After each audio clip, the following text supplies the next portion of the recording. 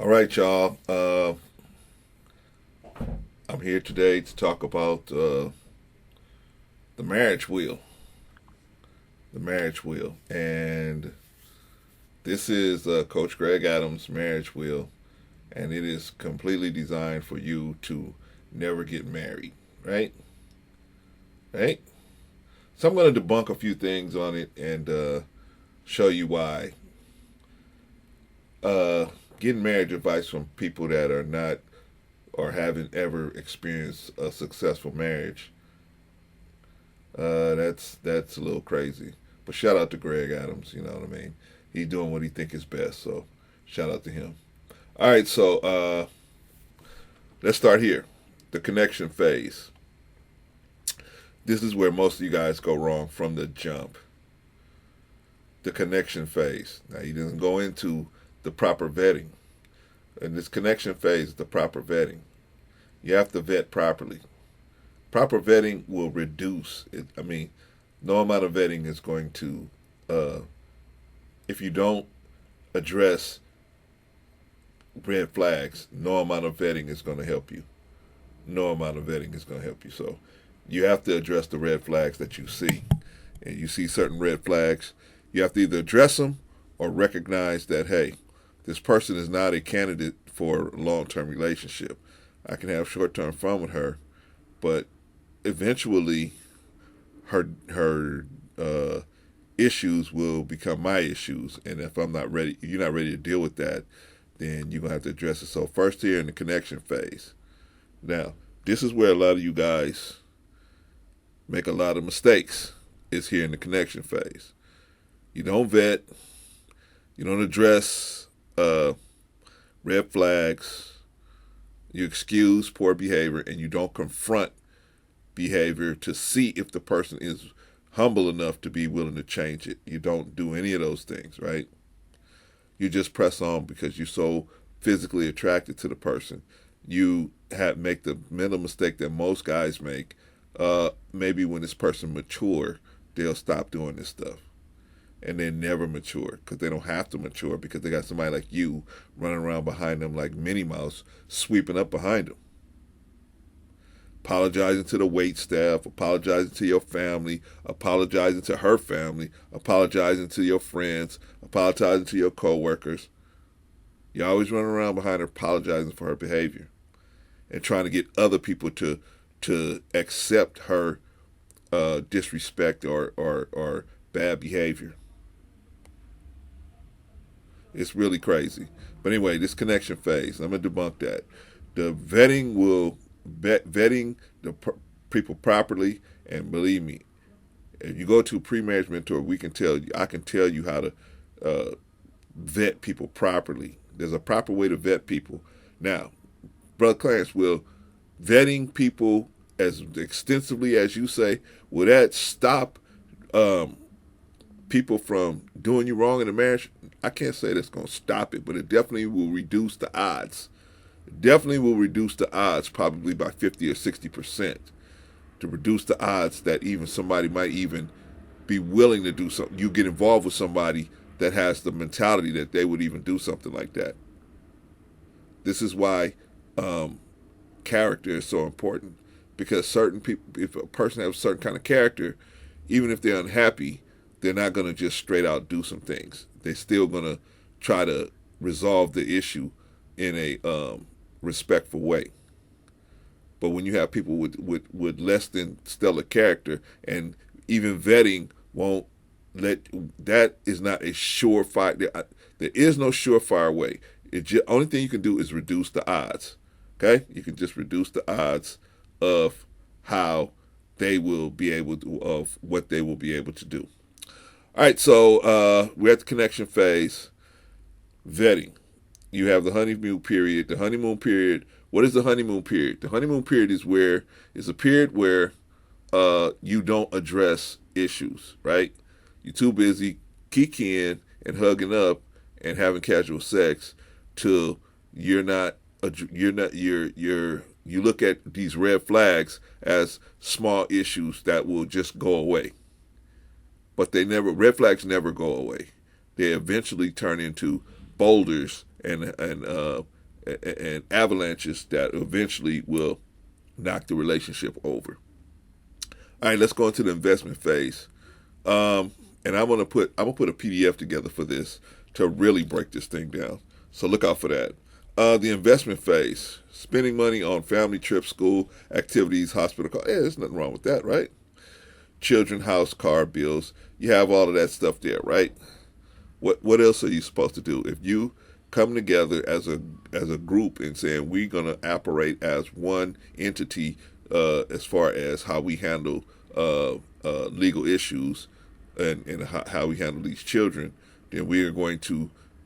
What's wrong with that? The investment phase. Nothing wrong with that so far. However, there's a way where you can set up things where you can do things together and you can still have your separate ability to maneuver in the business world.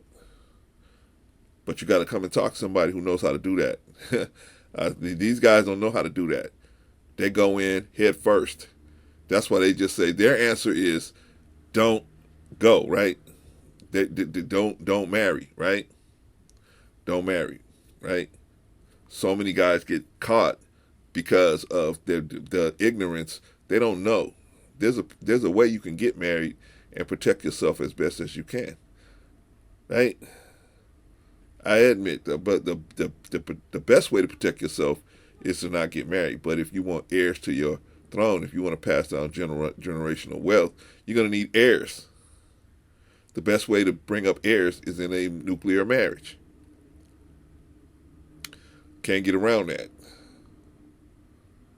Or a variation of that type. Anyway, everything's cool here so far. I don't see anything wrong with this. Wife becomes a feminist. Now, here's the issue. Women don't become feminists. They already are feminists. You should have spotted that up here. They don't become feminists. They just get more comfortable espousing their views as the relationship continues forward. You got to ask them. But see, you didn't ask anything about that up here. You didn't sit and get to know her, right? Because you were too busy jumping in and out of the bed with her. Now you're in a situation where, now she gets more comfortable because you said a bunch of different things like, I would never leave you. When you tell a woman, I will never leave you, the first thing average woman's going to do is test that. She's going to see if you really mean that by doing different things to irritate you in most cases. So I would never tell a woman, I would never leave you. What I would tell them is, I love you, I care about you. I want to make this work. But never tell a woman, I would never leave you. That's when you will see the feminist in them, if they have it, if it's in them. So your wife becomes a feminist, right? There's no reasoning, there's no trigger, nothing, right? Because you're gonna think, oh, she became a feminist. No, she was already a feminist up here. She's already a feminist up here in college. She just didn't put that on the table yet because she didn't feel comfortable. She thought you might kick her through the uprights. Once she feels like you're not going to kick her through the uprights, she's going to relax and get more comfortable espousing her views that are of feminism, which are in direct conflict with nuclear marriage, right? Most of those views are in direct conflict with nuclear marriage. All right, let's go. Number 3, the bait and switch phase. Bait and switch: husband works 80 hours weekly, wife becomes unhappy, wife starts having girls' night out, affairs, marriage counselors, less sex, no more BJs. Okay, so now, see, this is the thing, man. They try to make it sound like this stuff just happens all of it. It don't just happen. You missed it up here. Right here at the connection phase, you should have been, there's conversations that we're going to tell you that you need to have that would have brought this stuff up, or at least introduced it, and it would have been up for discussion. Now, if they're going to lie about their position, there's nothing I can do to say, hey, this is how you can stop this person from lying. No.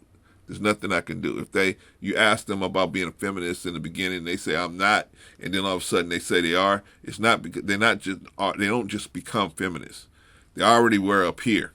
They already accepted those beliefs either from their growing up or coming in contact with them in the college years, and then accepting them, and then trying to take those views into a marriage or relationship, and they don't understand why it never works. Their relationships don't work because feminine and long-term relationships don't work. They cannot work together. They do not. Feminism and long-term romantic male-female relationships don't work. Feminism is in absolute conflict with long-term male-female relationships. But that's a whole nother video. I'll do that video later. Okay, so you get the bait and switch, right? Now they saying it's the bait and switch. It's not. It is the bait and switch, but you let this bait and switch happen to yourself because you didn't do with the proper vetting in the connection phase to ferret this stuff out. See, the connection phase of the point or the vetting process will ferret a lot of this stuff out. I can't promise it's going to get it all. There's no kind of way I can say, oh, you got a foolproof way. There's no, as long as you're dealing with human beings, it's always going to be a risk of them doing something unplanned, right? But you can catch more of it when you do the vetting. The vetting does, because you will be able to ferret out a lot of this stuff that they try to hide behind their beauty appearance. They know that you are interested in their beauty appearance and in their sexual sexual tension they're able to create with you. Therefore, that's what they do. Whenever you start questioning or looking into the red flags, they will intensify the sexual tension, right? That's what usually most women do. You start looking into some red flags they intensify the sexual tension. You will release the red flag that you got in your hand because you want to be involved with the sex, and then therefore you don't follow through with the vetting like you should, and then you end up here at the bait and switch phase. Right? So this can happen to you. I'm not saying this can't happen to you. I'm saying this stuff will happen to you because it's you. You not paying proper attention to what you're supposed to be doing. You're not paying attention in this situation because you don't know what you're doing. You're jumping in head first. You're using a bunch of systems. You're using systems that just work against you to try to create this long-term relationship. Because why? Because you looking at the beauty appearance and the sexual tension that this woman is creating. Okay, so now you're at the bait and switch phase, right? Now, let me tell you something. You should have been over here, and you should be able to see if this person has the kind of character where they're going to be having girls' night out, affairs, and so on and so forth. Okay, affairs and so on and so forth, right? You need to be able to deal with that. But what you do, you go to marriage counselors, right? And marriage counseling, let me tell you something. Marriage counseling only works when both people have just as much to gain and just as much to lose if the relationship goes astray. If one party is not as interested as the other party, it's not gonna work. Marriage counseling ain't gonna work. You move into less sex, right? Or maybe even the wife just says, hey, I'm a feminist now. Right? And the misunderstanding that most feminists have is that they don't understand the animalistic attraction that men have toward women, and women therefore have to keep themselves at a certain level of arousal so that the man will stay interested in the relationship. He might love you, but he's not going to feel like he wants to do anything or go any place with you because you might be embarrassing. You know, your personal appearance you let your personal appearance go, right? You cut your hair, you start dressing more like a guy. Who wants to be out on the town with somebody like that? Anyway, the bait and switch phase, that's when stuff really gets unhappy. Why? Because what's happening in the bait and switch phase? The bait and switch phase is when the women start, according to this, I'm relating the issues according to this setup here. The bait and switch phase is that when the woman is no longer to take everything that the feminism has taught her, that she's taking everything on the chin, and they telling her to go be happy. Why are you sitting in here, right? Go out there and be happy. There are many more penises out there. Why are you sticking with this one? Right? Don't try to make this relationship work. If you're not happy in this relationship, just leave. Right? But these are the things. See, you get yourself into the bait and switch phase because you didn't vet properly. I think I made my point on that one. So now you got let's move up to stage number 4. Disengagement phase. Divorce, family court, child support, counseling, alimony, lose kids, lose house, lose half your assets. Okay, let's go through it. The divorce situation, right? That's when you realize the woman typically realizes that she can still have it. She still got it. I can still take what I got on the marketplace. Okay, and we're talking about a regular, just people just can't get along. We're not talking about extreme instances of abuse and different things like that. We're not talking about that. We're talking about the average divorce where just irreconcilable differences, right? Okay, so the woman at the divorce stage realizes that, hey, there's many more penises out there. Why am I sticking with this one? And I still got it. I'm on Facebook, Twitch, and Twitter and all that, and I got dudes in my DMs. So obviously, I can get another person on the hook, right? You go to the family court. You guys, now here's where you guys get destroyed. You guys get destroyed in the family court. Why do you get destroyed in the family court? Let's go through it. Child support. Why do you guys pay this enormous amount of child support most of the time? Why? Because you leave. I made so many videos about this. You guys walk away from the house. You guys leave and go be with your girlfriend or your mistress or whatever. You leave the house. Once the decision has been made that this relationship is not going to move forward, you guys as men usually leave the house, right? This opens you up, instantly showing the court that you trust the woman with the house, you trust the woman with the children, you trust the woman with everything. So you did this to yourself. You guys do this stuff to yourself. So they ask for child support and they clobber you because you left. You left. You try to get counseling for the family, but that's not going to work. Why? Because the woman doesn't want to be involved in a relationship anymore. She don't want it no more. And you can't, I don't care how much counseling you give somebody, they have to want to be in the relationship. They have to want it to work. If they don't want it to work anymore, there's nothing you can do. You got to pay alimony. Why? Because you left your house. You left. See, when you get to the breakup, you get to the point where you guys agree that you're going to do the divorce, don't leave. Try not to leave if you can. Because it's going to be harder. It's going to be, you're going to make the court work. See, you guys don't make the courts do any work. You left the children there, the courts say them 7 magic words. Let's just leave it like it is. Let's just leave it like it is. They're already there. Their clothes are there. Their friends are there. Their school is there. Their food is there. Their mother's there. Why should we uproot them? Why should we make them go through everything? Let's uproot you. You and this woman can't live together, and you've already proven that you trust her with the kids because you left them there. You already proven that you trust her with the house because you left the house in her custody. You left the house in her possession. You left it there. Anyway, I know you guys don't want to hear this, right? You guys want to hear Coach Greg Adams. Shout out to Coach Greg Adams. Tell you to just not get married. Don't.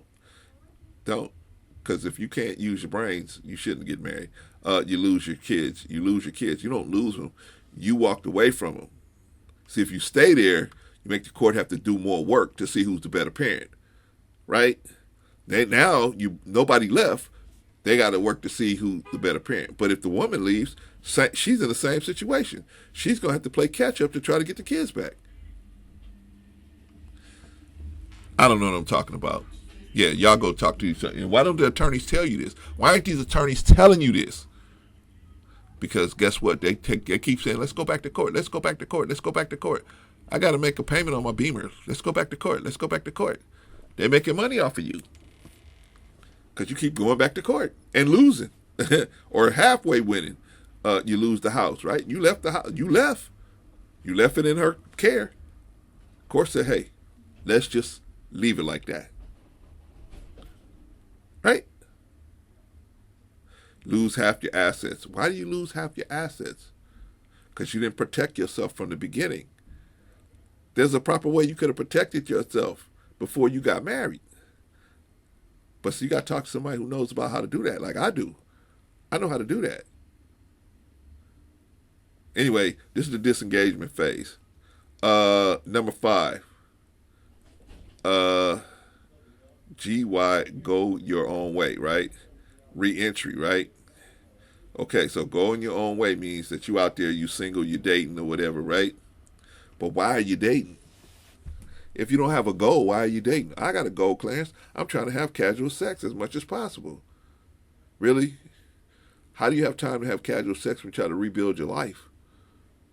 You guys' priorities are all mixed up, man. And you listening to people that don't have the experience, the experience to tell you how to make it positive.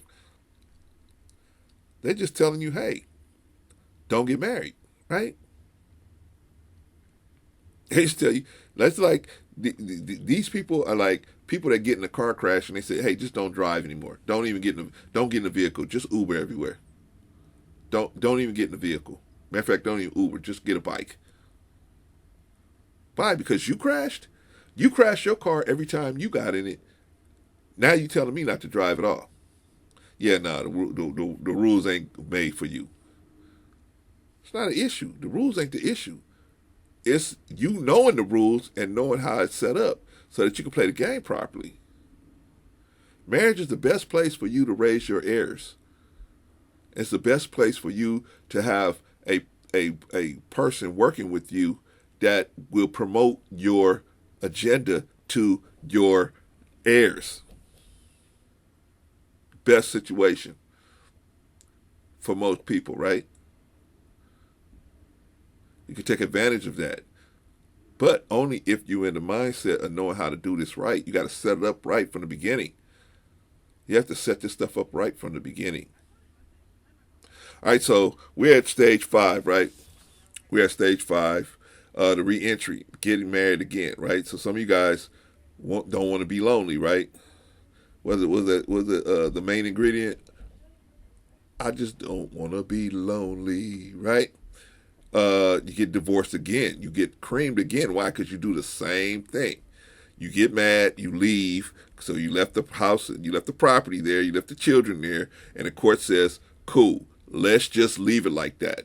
Instead of you staying there until everything gets ironed out, you leave. So you showed the court that you trust this woman with your children because you left. You showed the court you trust this woman with your property because you left. The court's going to say, let's just leave it like it is. Why should I uproot her? Why should I throw her out? Because if I uproot her and disjoint her, then I'm disjointing the people. I'm disjointing the children and the property and everything, and there's no need for it. Let's just give you your half, right?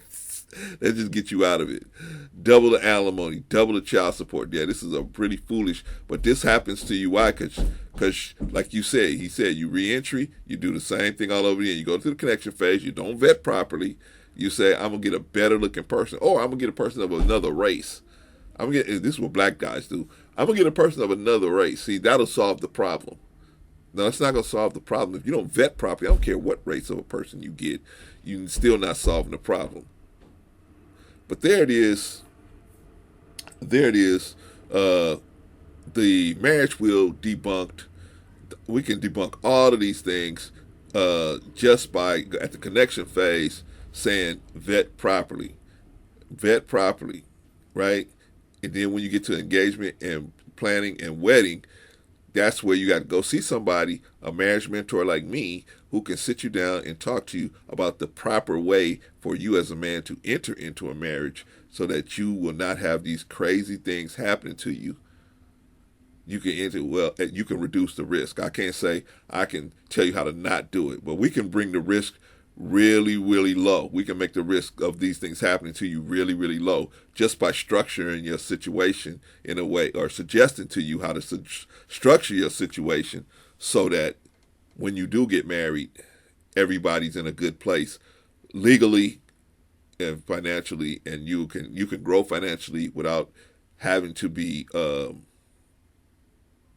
concerned about whether somebody's going to do something or not, and you're going to have to be split up all your assets. Okay? All right, so y'all tell me what y'all think. Am I right? Is Greg Adams right? I'm saying the connection phase the proper vetting at the connection phase can reduce the risk of all of this stuff happening. The investment phase, obviously, this is when everything is still good.